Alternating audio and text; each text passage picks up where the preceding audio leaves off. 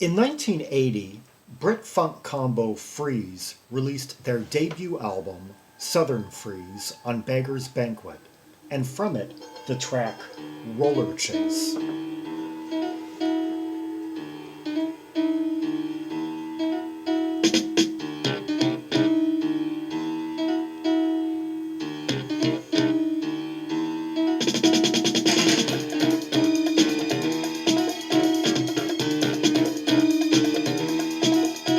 Okay, that is a really dirty, really thick, heavy bass line there, and I just love the snapping rhythmic component that's like guiding along.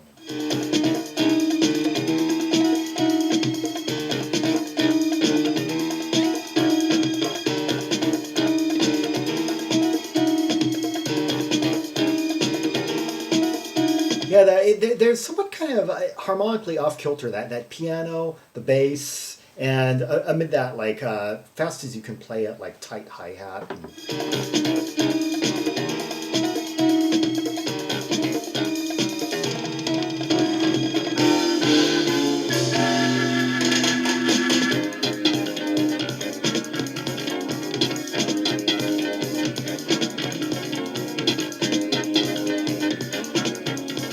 Almost kind of spacey.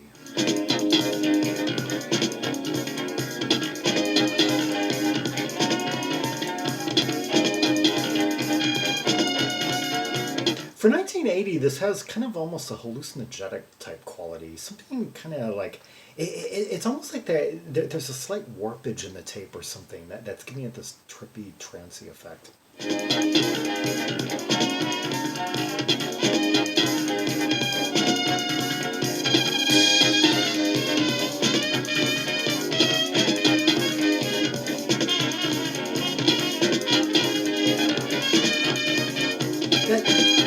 That bass is like functioning like a gruff rhythm guitar.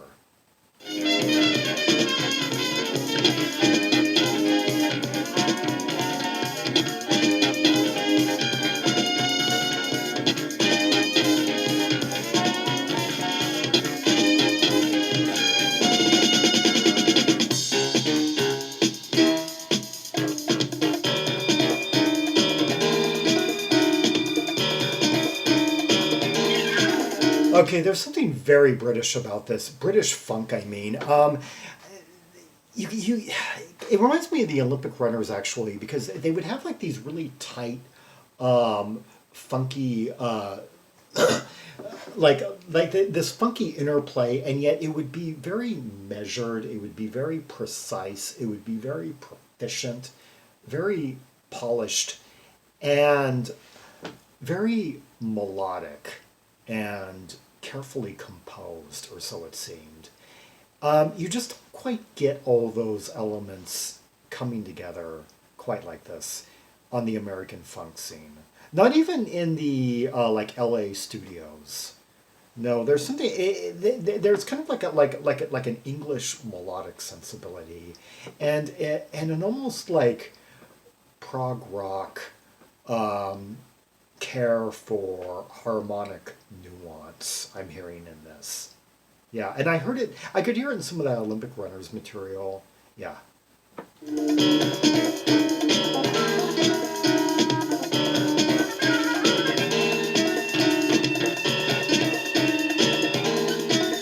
It's like, how many melodies do we have going here? We got that really high little organ sound. We've got the piano and we've got the bass, each kind of doing a slight different melodic, putting slightly different melodic ideas.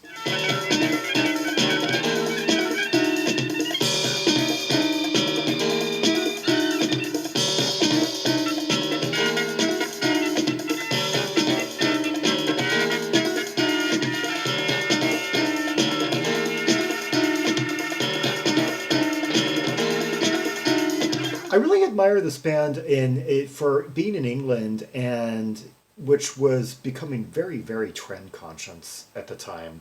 To be taking some of these early 70s, like kind of rougher organ sounds and pulling them into the new decade.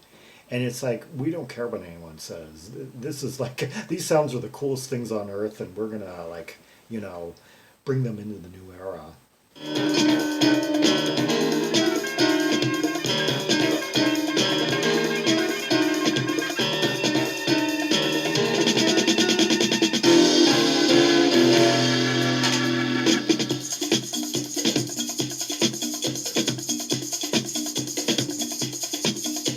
Latin section, and that organ sound, that did sound like a Hammond. Yeah.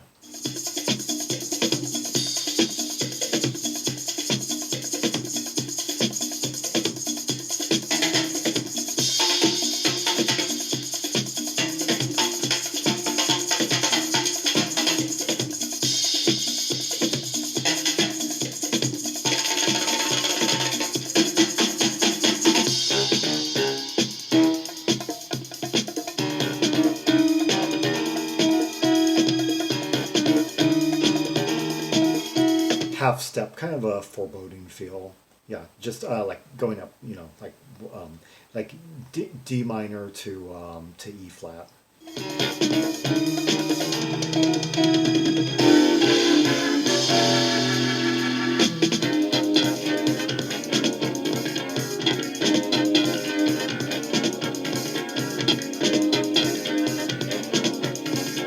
I love how the contrast between that last section and then this one. I mean, that last one had that tenseness to it, and that kind of like nervousness to it. And then this one has more of this kind of like blurry, kind of ecstasy laden vibe with, I think, a major seventh. Yeah, a very different key center.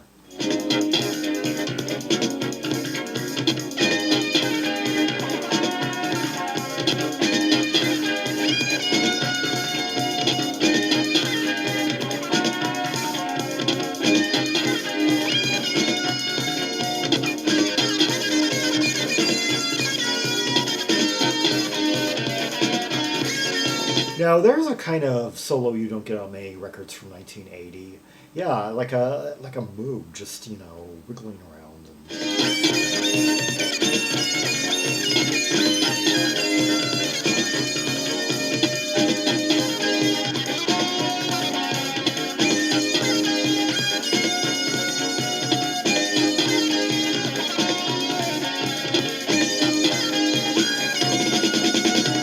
That Moog sound, it's like it's doing like squiggly little lines like around that bass. I'm just picturing all the color and shape, and it's like modern art brought to audio.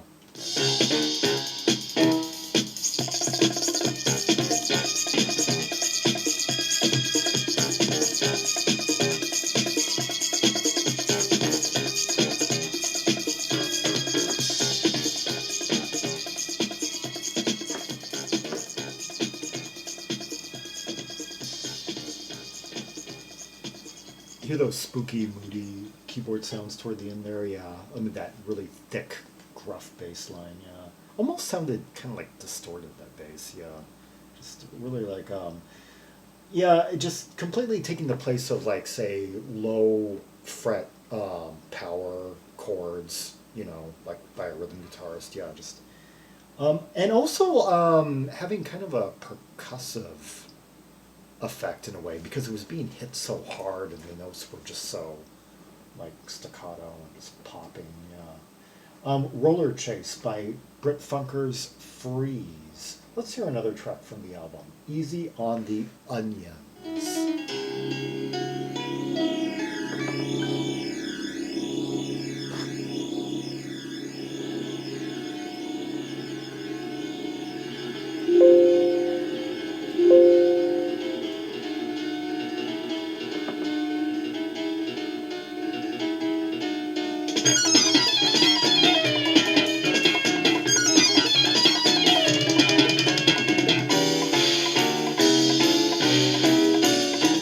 I think this might be one of the most virtuosic keyboardists I've really taken notice to in recent memory. I mean, I've worked through these albums, but I hadn't quite taken time out and just said, this guy, Alan, and Andy Stennett is his name.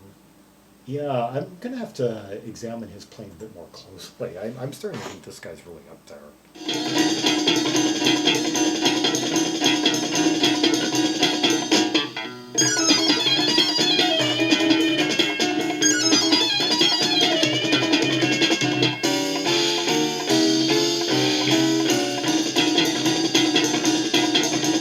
go between those really clean, crisp piano notes and then those really high, kind of piercing analog keyboard sounds, and just the fast runs he gives, from really high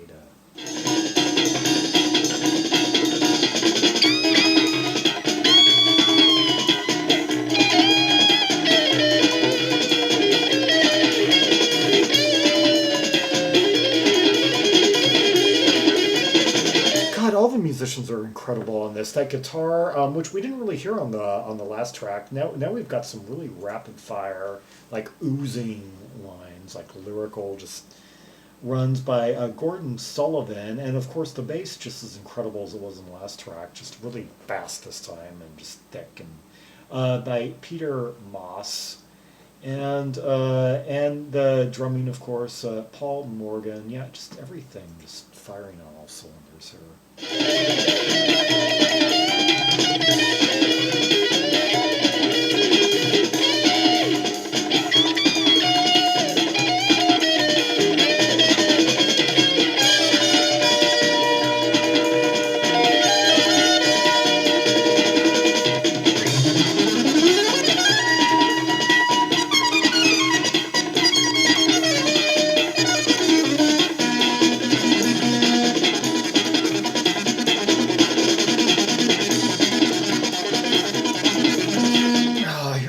Rolls, rapid fire, and now we're going into those like kind of like mid-range, kind of fuzzy, fizzy keyboard sounds.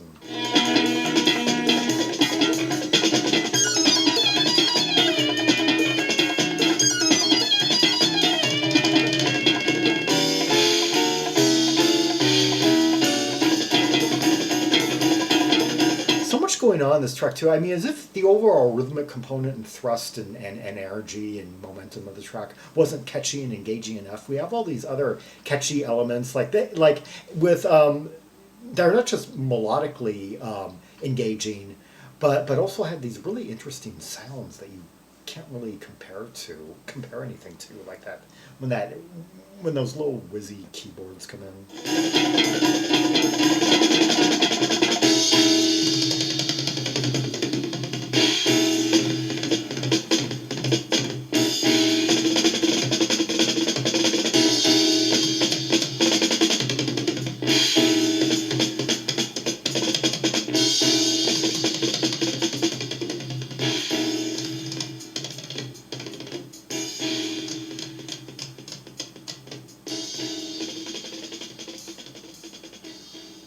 Oh, those rolls at the end, yeah, just paced out. This band also had quite a lot of jazz chops. You could see, post bop and like jazz funk. Several different strings. Yeah, those are the two instrumentals from the album. They also had quite a lot of vocal tracks, and so there was quite a bit of diversity in that one album. But those would be subjects for another installment down the line. Yeah, but Freeez, yeah, one of many great debuts on the UK scene in 1980. And one of the more unique. There weren't many bands occupying this particular territory in England at that point. And I don't really know who to compare these guys to. I mean, they weren't quite on the more slick end of things, like Level 42, and yet they're not really on that kind of fractious, more kind of post-punky end, like A Certain Ratio. I guess really all I could say is that they're basically kind of like the Olympic runners, except brought more up to date for the new era, and being quite audacious and bold, and just kind of making up their own mind as to what kind of sounds of the 70s they're going to bring into the new decade. At a time when there were a lot of purity tests going on, and the consensus seemed to be that only clean, polished, that the 80s was going to be like an austere aesthetic, and that only clean and polished tones were going to make it through the turn of the decade, and that some of the rougher, gruffer sounds of the prior decade, the more let it all hang out aspects of the 70s, were going to become very dated looking and sounding. And this band's like definitely has their own ideas and their own constitution. And the this might be one of the latest dates I've heard like a Hammond organ used on an English album, other than maybe being brought back kind of momentarily as kind of a retro sound. Um, Perhaps on a couple of mid '80s Staphystopop recordings, that is. But yeah, like it was magazine used it a couple of times, like on Give Me Everything in late '78. Yeah.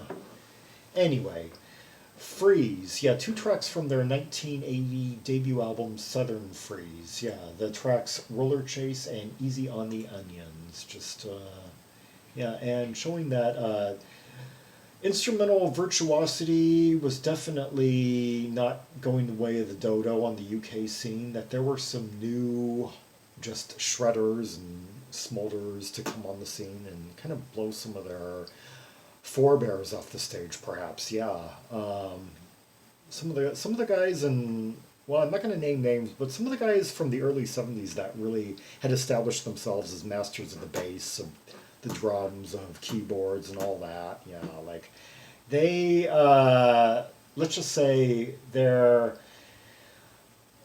dominance in those instruments was to be challenged. Yeah.